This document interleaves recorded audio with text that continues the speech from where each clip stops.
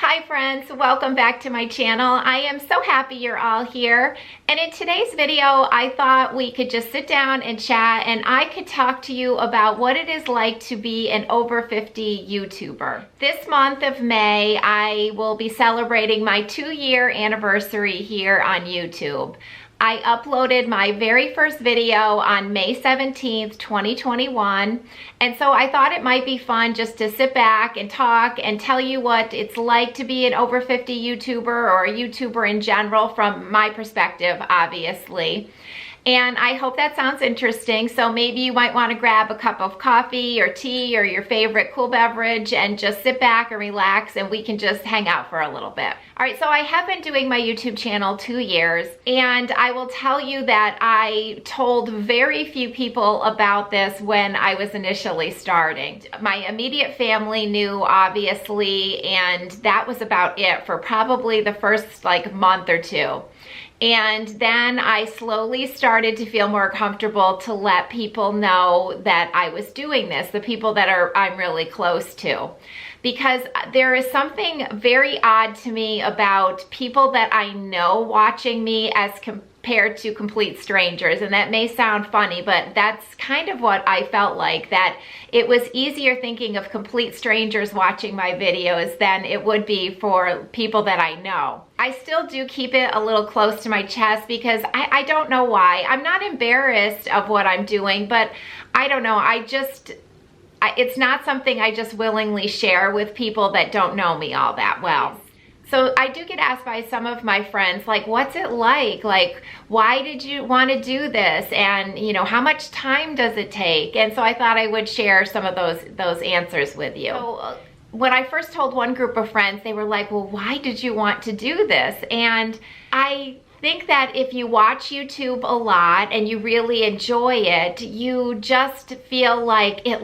For me personally, I thought, oh my gosh, it looks like a lot of fun. And it was in the back of my mind for a very long time before I finally got the courage up to start the channel. And you can watch so many videos on how to start a YouTube channel and read so many blogs and that type of thing. And basically what most people, the consensus is that you jump in and you upload your video, your first video, before you even think you're ready. And you have to get started and you will improve. And I will tell you, I recently rewatched my very first Old Navy haul that I uploaded, and it's quite cringy. The lighting is horrible, just everything about it is really hard to watch.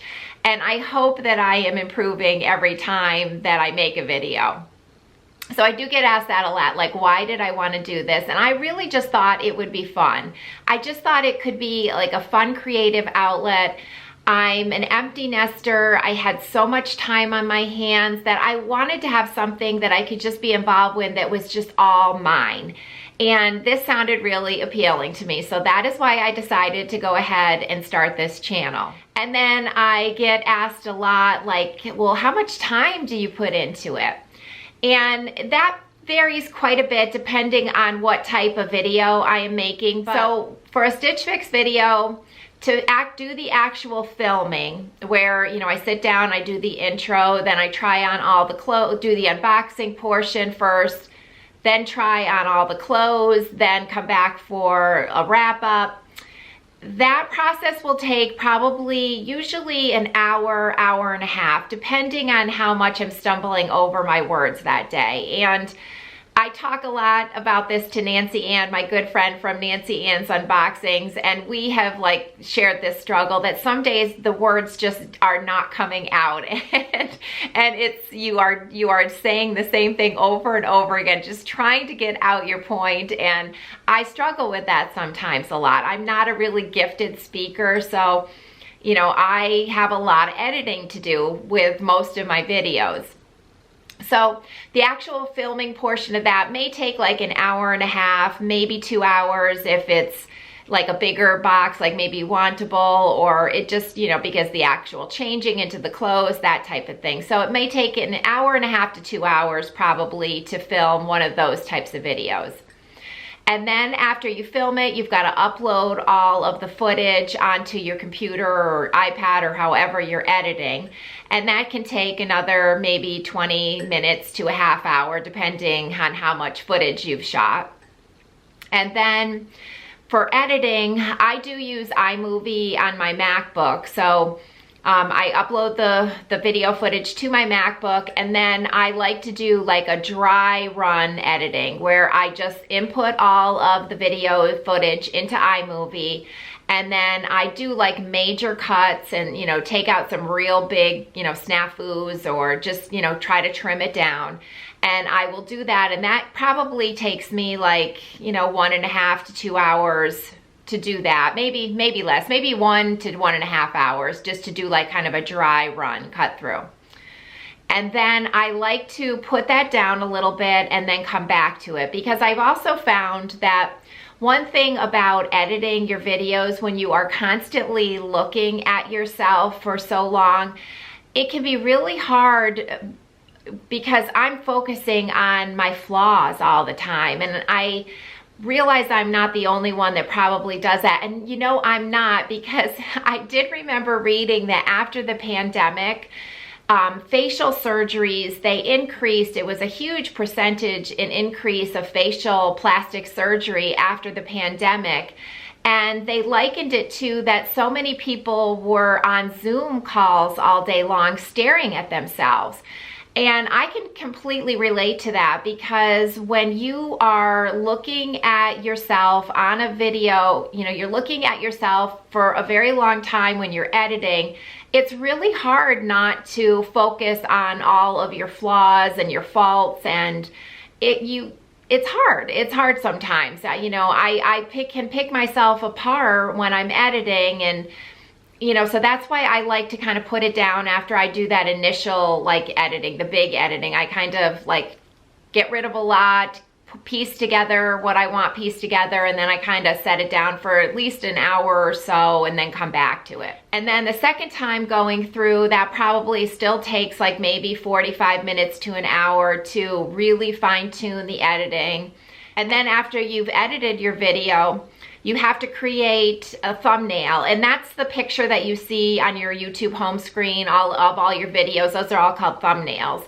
So you have to design your thumbnail, and that can take me, you know, half hour to 45 minutes. Some of the ones that I do over and over again, I admit I'm not very creative with my thumbnails, but I certainly don't want to be clickbait either. I do want my thumbnail to accurately describe what's going to be in the video. I don't want to trick people, you know, to click on something, and I personally dislike that. And then the description that when you click on that more box underneath the videos, then you have to type out all the description and the links to products, and that takes a very long time depending on how much you have to link, and that can take, you know, an hour or more depending on your linking and that type of thing. So it is a lot of time that's involved in getting these videos ready.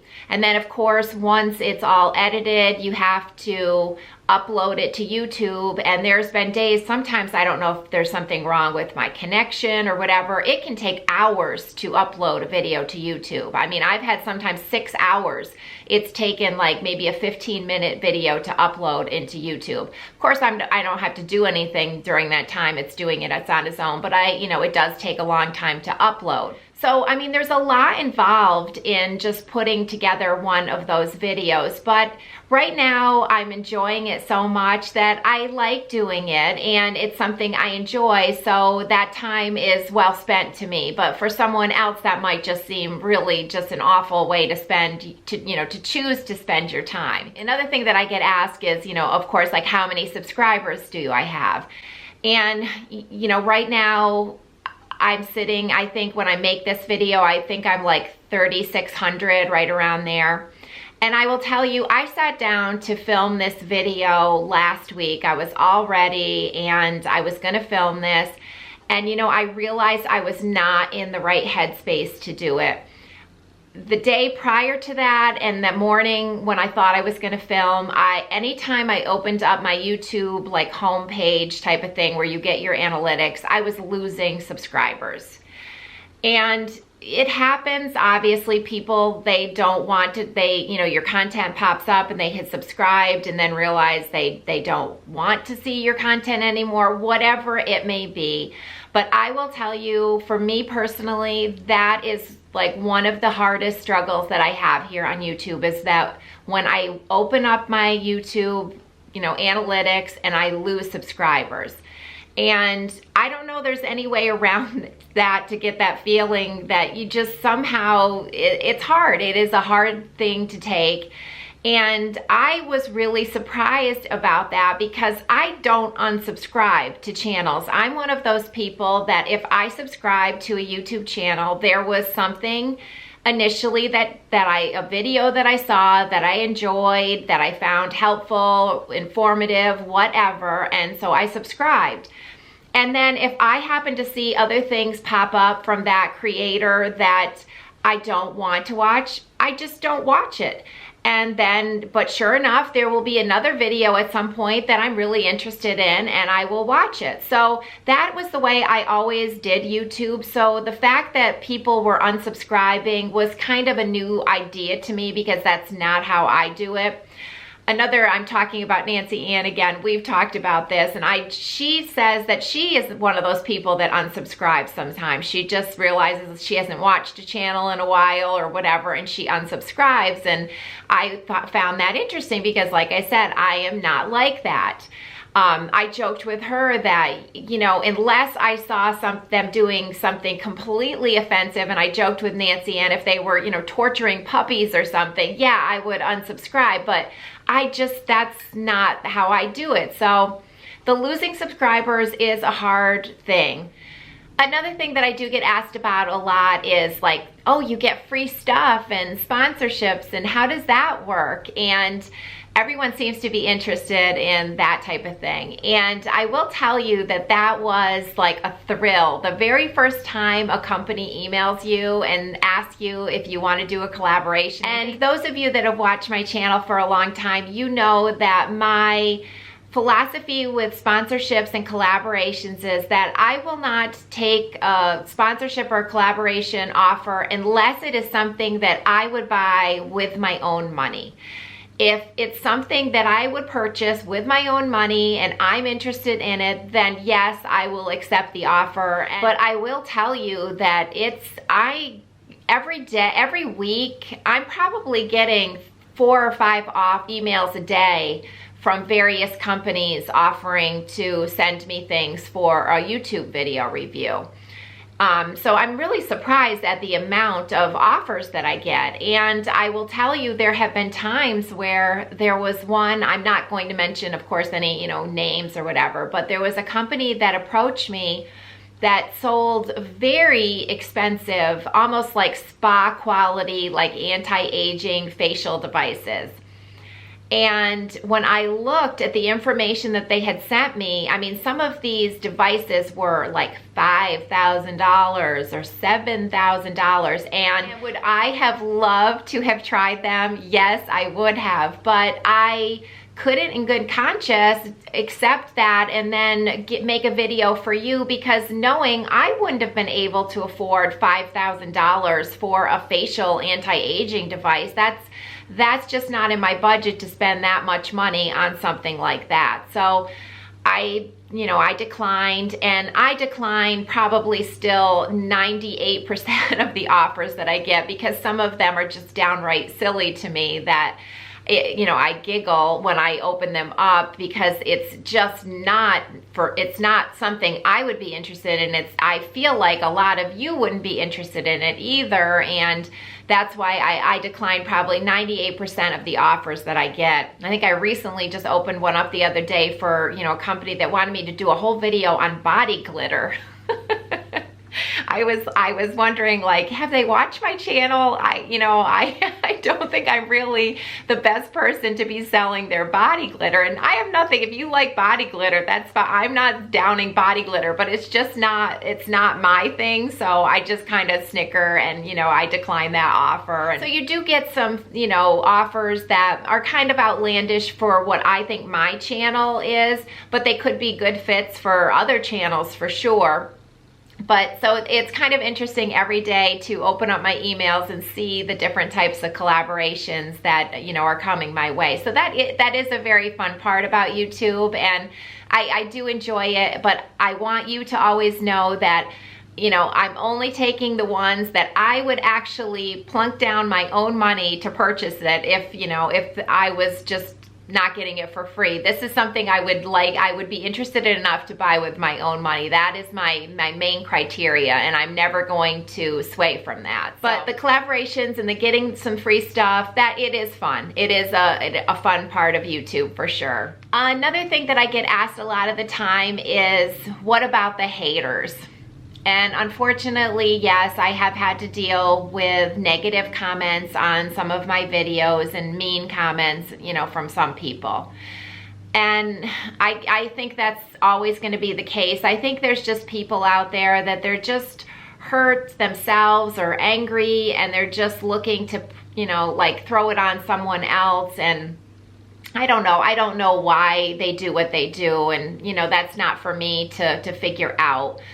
But I will say that probably 98% of the comments that I get are just so thoughtful, kind, supportive. It's those of you that are watching right now. You are the best. And oh my gosh, I'm starting to get emotional. But yeah, the ones that are watching this video right now, you are the ones that are so supportive. You leave the most uplifting comments, and I can't even begin to tell you like how much it means. Honestly, when you put yourself out there and you know you are being judged, and yet the love and support that I get from so many of you out there, oh my gosh, I did not think I was gonna get emotional. It really means a lot. It really does. And I just hope you know how much I appreciate it. I hope that comes across, that I appreciate you, and I appreciate your kindness and your support, because I truly do. I really do. But now the haters, the mean comments. Like I said, very few that I've had to deal with, but yes, I have had some that, you know, it's the videos that have gotten a lot of views for me, like my red light videos. I've got a couple of like red light updates and those type of things where I've got a lot of views, and those are the ones that I tend to get some comments that have been kind of mean.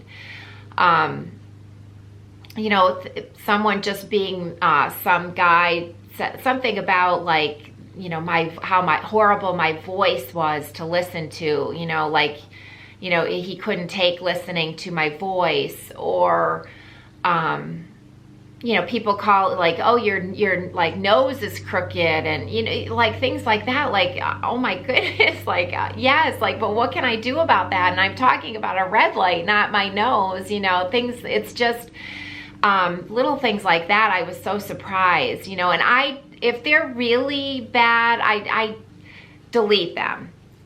Sometimes I don't know what the best way to deal, like, is it better to like shine a light on, leave them out there and other people can see, you know, I don't know. I'm always like never sure, but if they're really bad, I delete them. And then YouTube also has a thing where they, hold, like, that could be really offensive comments. Like it says, like, there's a little section that says held for review for comments, and those are the ones that, you know, you're like, oh my goodness, what is wrong with this person for leaving this type of, you know, comment? And those don't see the light of day, obviously. But yeah, I think there's always going to be people that are just going to want to bring you down. And you know, I've been told that by one comment that, you know, I try not to even interact with the negative ones. Like, I'm not even going to give it energy. But in one time I did, and then I was kind of told, well, you asked for this. You're putting yourself out there. And so I try really hard just to let it go and not let it bother me. But sometimes, you know, we're all human, and when people are picking you apart for certain things, even about your appearance or whatever it may be, it's hard to, it can be hard to take, for sure. And I will tell you that I feel very protective over my YouTuber friends, and that is a good part about being a YouTuber. Next to my loyal, supportive viewers that I have, which is absolutely the best part of YouTube, the friendships I've made with other YouTubers and the support that I get from other YouTubers is so great. We watch each other's videos and we always comment, and sometimes if I see negative comments on one of their videos, I feel very protective over them. Like, I just want to let this person have it, you know, for being so rude and mean. But then I don't think that's the best way to do it either. I certainly don't want to cause drama on the comment sections of their videos. But I will tell you, when I read negative comments for, you know, with my YouTuber friends, I get very protective, and it's hard. We're never going to get rid of mean people lashing out at strangers and what have you, but it's hard for myself personally to read those comments, and it's also hard to see it on YouTubers that I admire, respect, and they've become friends. I don't like seeing that either. All right, friends, so I do hope that you enjoyed this video. And if you do have any other questions about being a YouTuber, you can leave them in the comments below. I'll try to do my best to answer any questions. And I did put this out there last year when I did my 1-year anniversary. If any of you are thinking of starting your own YouTube channel and you just have questions about certain things, my email is always in the bottom of the description box, and I will be more than happy to help any way that I can. I mean, I'm not an expert by any means, but anything I've learned